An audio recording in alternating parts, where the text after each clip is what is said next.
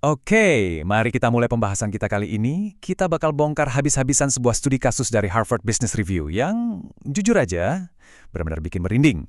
Kita bakal ngomongin soal Boeing 737 MAX. Ini bukan cuma soal mesin yang rusak atau masalah aerodinamika biasa ya. Ini adalah kisah nyata tentang gimana keputusan-keputusan bisnis yang kelihatannya masuk akal justru berujung pada salah satu tragedi paling kelam dalam sejarah penerbangan komersial. Coba bayangin posisi ini sebentar. Ini tanggal 9 Maret 2019.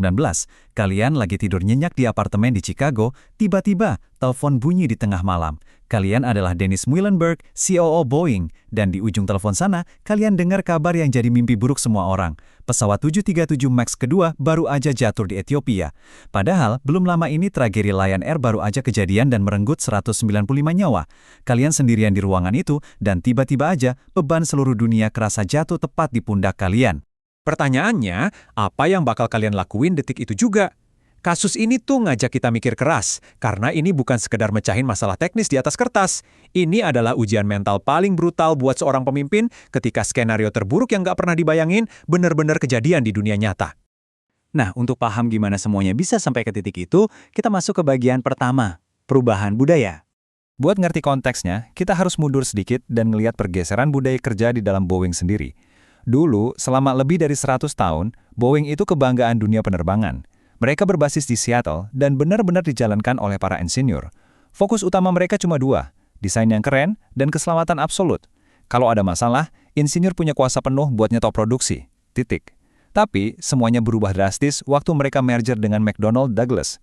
Boeing tiba-tiba berubah jadi perusahaan yang sangat fokus nekan biaya. Metrik bisnis, harga saham, dan efisiensi pelan-pelan mulai ngalahin keputusan krusial di ruang teknik. Coba perhatiin rentetan kejadian ini. Pergantian pemimpin berturut-turut ini bikin fokus perusahaan geser jauh dari lantai pabrik ke ruang rapat eksekutif. Puncaknya di tahun 2001, waktu CEO Phil Condit mutusin buat mindahin kantor pusat dari Seattle ke Chicago. Alasannya? Ya, subsidi pemerintah daerah senilai $60 juta. Lumayan banget kan? Tapi dampaknya fatal. Keputusan ini nyiptain jarak fisik dan budaya yang jauh banget antara para bos dan insinyurnya. Para petinggi nggak lagi mondar-mandir di pabrik ngelihat pesawat dibikin. Mereka cuma duduk di gedung pencakar langit ribuan mil jauhnya ngeliatin deretan angka. Oke, sekarang kita masuk ke bagian kedua, akar masalah. Jarak budaya tadi jadi makin bahaya waktu Boeing ngerasain tekanan gila-gilaan dari saingan berat mereka, Airbus. Nah, di industri penerbangan ada yang namanya sertifikasi tipe. Intinya gini, kalau kalian bisa ngebuktiin ke otoritas bahwa pesawat baru kalian itu cara kerjanya sama persis kayak model lama, maskapai nggak perlu keluar duit jutaan dolar buat ngelatih ulang pilot mereka di simulator baru. Keinginan buat menghindarin proses sertifikasi baru inilah yang diam-diam jadi cikal bakal semua keputusan mematikan selanjutnya. Bikin pesawat baru dari nol itu butuh komitmen raksasa loh. Bisa makan waktu 5-9 tahun dan nelan biaya miliaran dolar. Waktu itu, Boeing lagi panik ngelihat klien setia mereka, kayak American Airlines, mulai lirik-lirik pesawat dari Airbus. Jadi mereka ngerasa nggak punya waktu. Solusi instannya, mereka pilih buat memodifikasi kerangka pesawat 737 yang udah ada. Desain yang umurnya aja udah dari tahun 60-an. Dengan nempel-nempelin pembaruan di badan pesawat tua ini, Boeing jelas lebih milih kecepatan dan penghematan biaya demi secepatnya ngalahin Airbus di pasaran. Dan itu bawa kita ke bagian ketiga, kesalahan yang berlipat ganda. Kayak hukum Murphy ya, satu kompromi kecil aja kalau dibiarin bakal jadi bola salju bencana. Desain asli 737 itu kan ceper banget, jaraknya ke tanah dekat. Masalahnya, mesin jet baru yang mau dipasang ukurannya jauh lebih gede. Jelas nggak muat dong di bawah sayap. Akhirnya, insinyur terpaksa majuin posisinya dan masang mesin itu lebih tinggi. Perubahan ini ngubah total aerodinamika pesawat. Hidung pesawat jadi gampang banget mendongak ke atas saat terbang. Yang mana itu bahaya banget karena bisa bikin pesawat hilang daya angkat. Terus gimana cara mereka ngakalin ini? Mereka pasang sebuah software penyeimbang otomatis yang namanya MCAS. Nah, software MCAS ini pakai sensor buat ngenalin kalau hidung pesawat terlalu naik. Dan dia bakal otomatis nekan hidungnya ke bawah. Tapi, ini dia bagian yang bikin kita geleng-geleng kepala. Karena Boeing otot banget mau nahan sertifikasi tipe tadi, biar pilot nggak usah training ulang, mereka nekat nggak ngasih tahu pilot soal keberadaan sistem ini. Beneran, pilot nggak tahu ada software otomatis ini di pesawat mereka. Jadi pas sensornya rusak dan ngirim data ngawur, para pilot ini mati-matian berantem ngelawan pesawat mereka sendiri, tanpa tahu apa penyebabnya. Inilah yang micu pesawat nokik tajam dan berujung pada kecelakaan fatal yang polanya persis sama. Terus kalian pasti mikir, loh regulatornya kemana? FAA ngapain aja pas ini terjadi?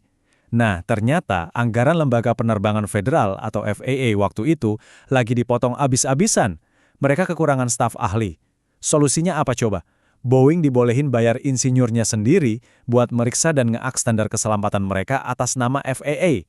Ibaratnya murid disuruh bikin ujian sendiri, ngerjain sendiri dan ngasih nilai sendiri. Walaupun ini dilakuin secara legal dan terang-terangan, ini tuh murni resep sempurna buat kesalahan sistemik yang parah banget. Sekarang kita masuk ke bagian keempat, memimpin melewati krisis. Rentetan kegagalan ini ngebawa kita ke momen di mana krisis meledak. Kalau kita lihat kasus klasik kayak keracunan Tylenol di tahun 80-an, CEO-nya langsung maju ke publik. Dia ambil tanggung jawab penuh, stop produksi, dan narik jutaan botol dari pasaran tanpa mikir dua kali demi nyawa orang. Tapi Boeing, mereka milih jalan yang beda banget. Bukannya sang bos besar maju buat ngehentiin semuanya, mereka malah sembunyi di balik tim pengacara dan departemen humas. Mereka biarin pesawat tetap terbang, ngotot bilang pesawatnya aman, dan parahnya lagi, di awal-awal mereka sempat nyoba giring opini buat secara implisit nyalahin pilot maskapai atas kecelakaan itu. Emang sih, jadi memimpin di tengah krisis global itu sepi dan brutal banget. Seorang CEO dihajar dari segala arah secara bersamaan.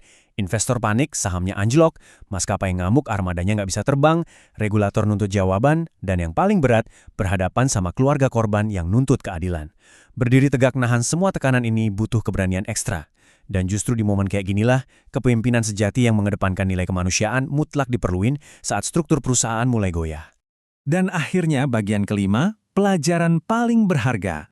Saat krisis kejadian dan ada korban jiwa, jujur aja, publik luas gak butuh penjelasan teknis mesin pesawat di hari pertama. Mereka butuh kemanusiaan. Mereka pengen tahu apakah perusahaan peduli. Sekalipun sebagai pemimpin kalian belum punya semua fakta investigasinya yang lengkap, kalian harus hadir. Tunjukin kalau kalian itu manusia yang transparan dan tulus berempati terhadap nyawa yang hilang.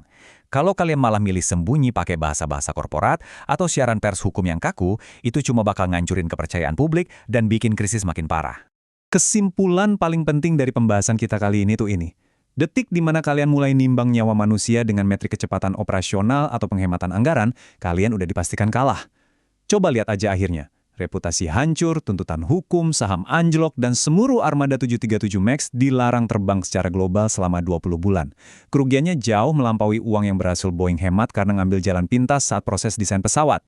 Sebagai penutup, saya mau kalian nanya hal ini secara jujur ke diri sendiri dan tim kepemimpinan kalian.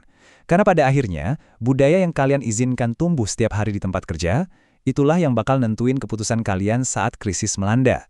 Pertanyaannya, apakah budaya di organisasi kalian memprioritaskan kecepatan dan untung jangka pendek di atas keselamatan jangka panjang? Jangan sampai kompromi-kompromi kecil yang kalian biarkan hari ini, diam-diam jadi bom waktu yang memicu konsekuensi yang sangat mematikan di kemudian hari.